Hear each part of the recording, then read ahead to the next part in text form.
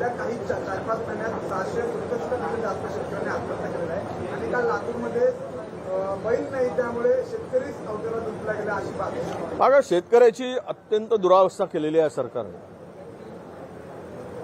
त्यांना MSP प्रमाणे कुठलेही त्यांचं उपज खरेदी केला जात नाही.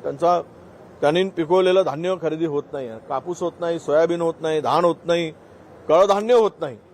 मग कसली हे MSP?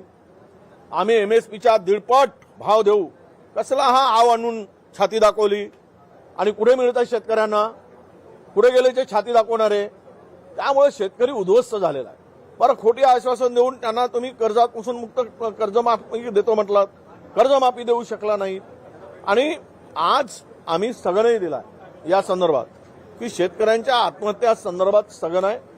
चर्चा बाजूला बाकीची कामं करून शासनाने चर्चेची तयारी दर्शवावी आणि या मुद्द्यावर चर्चा करावी. पहिल्यांदा शेतकऱ्याला तुम्ही कर्जमाफी देण्याची घोषणा करावी अशी आमची मागणी असणार आहे.